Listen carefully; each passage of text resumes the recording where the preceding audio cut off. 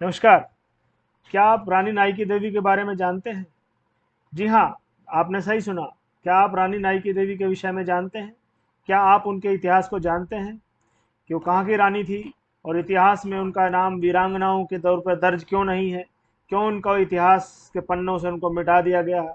आइए आज हम आपको नाइकी देवी से मिलवाते हैं। रानी नाइकी देवी इतिहास के पन्नों से गायब ऐसी वीरांगना थी जिन्होंने पृथ्वीराज चौहान को धोखे से पराजित करने वाले मोहम्मद गोरी को नपुंसक बना दिया था।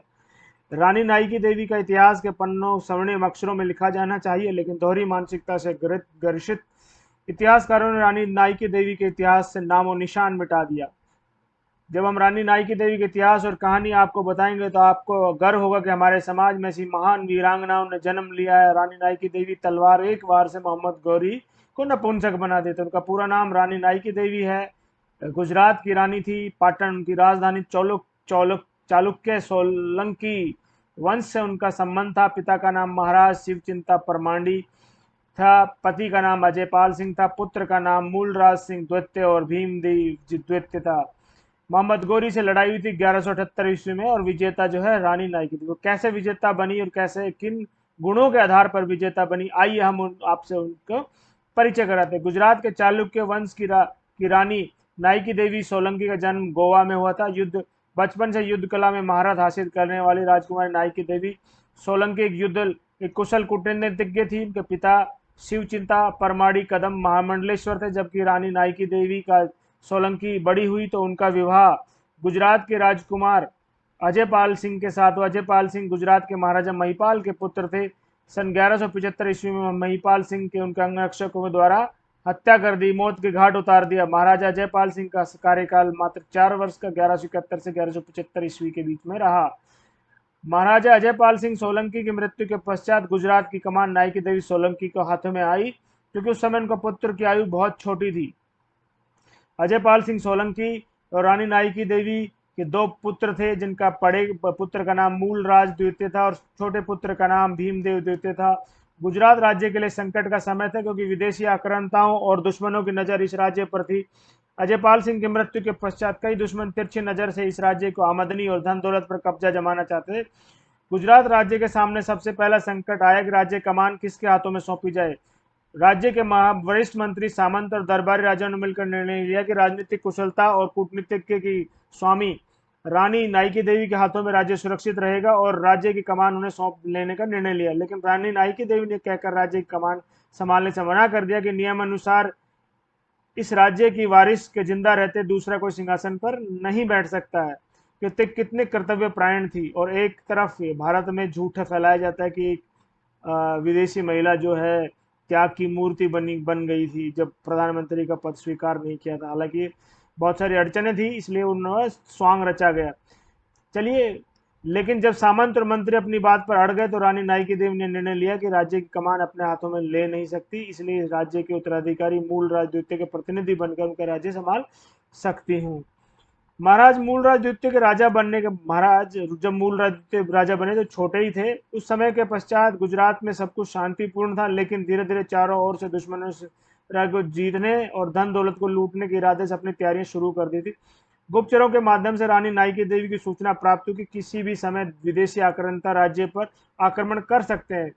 मोहम्मद गोरी एक तुर्की लुटेरा था जो हवस का मौलाना था और आक्रांता था। अपने राज्य को बढ़ाने के लिए 1178 ईस्वी में विशाल सेना के साथ गुजरात की तरफ निकला। मोहम्मद गोरी का उद्देश्य गुजरात राज्य को जीतना। इसी को नजर रहे पाटन से 40 मील दूर 1178 ईस्वी में आबू पर्वत के पास गदर घट्टा नामक स्थान घाट पर मोहम्मद गोरी ने तंबू लगाकर सैन्य शिविर की स्थापना की। मोहम्मद गोरी ने नाइकी देवी को राज्य का सीधा आक्रमण न करके दूत के जरिए संदेश भिजवाया कि रानी अपने बच्चों के साथ राज्य की सभी महिलाओं कन्याओं को के साथ दौलत मुझे सौंप दे।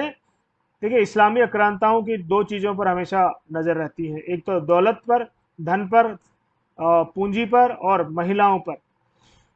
नहीं तो सभी को मौत के घाट उतार दिया। आगे संदेश भेजा कि मौत के घाट उतार दिया जाएगा। जब मोहम्मद गोरी का दूत यह संदेश लेकर रानी नाइकी देवी के दरबार पहुंचा तो रानी देवी ने संदेश पढ़ा और उसका जवाब देते हुए मोहम्मद गोरी को लिखा कि हमें सभी शर्तें मंजूर हैं। रानी नाइकी देवी ने इस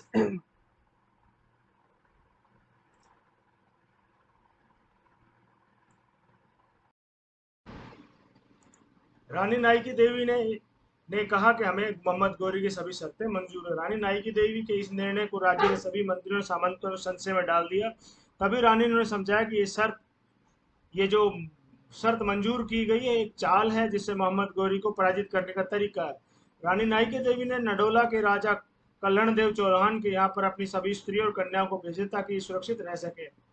रानी नाइकी देवी ने सेनापति कुंवर रामवीर को आदेश दिया कि अपने सैनिकों के साथ कुछ दूरी पर मेरे से कुछ दूरी पर रहना। पूर्व योजना के अनुसार 200 वीर बलशाली योद्धाओं को आदेश दिया कि तुम भेष बदलकर मोहम्मद गौरी की सेना में शामिल हो जाओ।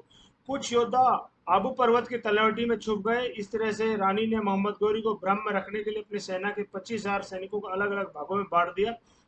पूरी योजना बनाने के पश्चात रानी नाइकी देवी ने अपने दोनों पुत्र मूलराज और भीमदेव को अपनी पीठ पर बांधा। घोड़े बैठकर मोहम्मद गौरी के सैनिक शिविर की ओर चल पड़ी। अपनी जीत निश्चित मानकर मोहम्मद गौरी मन ही मन में खुश था। जैसे उसने रानी नाइकी देवी को अपनी तरफ आते देखा, उसकी खुशी का ठिकाना नहीं रहा। मोहम्मद गौरी ने कुछ ही दूरी पर आकर रानी नाइकी देवी रुकी। जैसे रानी नाइकी देवी वहां रुकी, सेना में शामिल राजपूत सैनिकों ने हर हर महादेव के नारे लगाते हुए तुर्की सैनिकों पर टूट पड़े। रानी नाइकी देवी के साथ घुड़सवार सैनिक, पैदल सैनिक, हाथियों पर सवार सैनिक देखकर मोहम्मद गौरी के तलवे नीचे से पैरों नीचे से जमीन खिसक गई। मोहम्मद गौरी कुछ समझ पाते इससे पहले रानी ने तलवार से तेज वार कर उसके गुप्त अंग को भंग कर दिया। घायल अवस्था में दर्द से कांपता हुआ मोहम्मद गौरी युद्ध के मैदान से भाग गया। मेरुतुंग के द्वारा लिखी हुई प्रबंध चिंतामणि नामक पुस्तक में अन्य इतिहासकारों के अनुसार मोहम्मद गौरी इतना डर गया कि मुल्तान से पहुंचने के बाद ही वे घोड़े से नीचे उतरा। मुल्तान पहुंचने के पश्चात मोहम्मद गौरी ने देखा कि नपुंसक बन गया है। इस घटना के बाद मोहम्मद गौरी ने आगामी 13 वर्षों के पश्चात भारत की ओर आंख उठाकर भी नहीं देखा। मोहम्मद गौरी और रानी नाइकी देवी के मध्य हुए युद्ध में दिल्ली के जो कल्याण देव चौहान थे उन्होंने सहायता की थी। विश्व प्रसिद्ध इतिहासकार कर्नल जेम्स टाउन, ये ब्रिटिश इतिहासकार थे, तथा डॉक्टर दशरथ शर्मा द्वारा लिखित पुस्तकों में विवाद के साक्ष्य प्रमाण मिलते हैं। रानी नाइकी देवी सोलंकी को हमारे देश की कुंठित मानसिकता धूर्त इतिहासकारों ने इतिहास के पन्नों से ही गायब कर दिया। परंतु हमारा यह आपसे नम्र निवेदन रहेगा और हमारा प्रयास रहेगा कि हम आपको ऐसी वीरांगनाओं की कथा लाते रहेंगे। खासतौर पर नवरात्रों में हम प्रतिदिन वीरांगनाओं की कथा लाएंगे और आपको और आपके परिवार को और आपके बच्चों को इस बारे में जानकारी उपलब्ध कराते रहेंगे कि वीरांगनाएं हमारे देश में पैदा होती थी और हमेशा होती ही रहेंगी और उनकी कथाएं हम आप तक बांटते रहेंगे। इतिहास में जो गलती की धूर्त इतिहासकारों ने, हम उसको दोहराएंगे नहीं और आपको सच्चा इतिहास लाकर प्रस्तुत करेंगे ताकि आप अपने परिवार बच्चों के साथ उसको बांट सकें। तो मेरा नम्र निवेदन है कि इस वीडियो को अंत तक देखने के लिए बहुत बहुत धन्यवाद और इसको लाइक, शेयर और सब्सक्राइब जरूर कीजिए। अपने साथियों से सब्सक्राइब कराइए, खुद तो कीजिए और अपने 5 साथी दोस्तों से इसको सब्सक्राइब कराइए ताकि चैनल आगे बढ़ सके। वीडियो को अंत तक देखने के लिए बहुत बहुत धन्यवाद। जय हिंद राष्ट्र।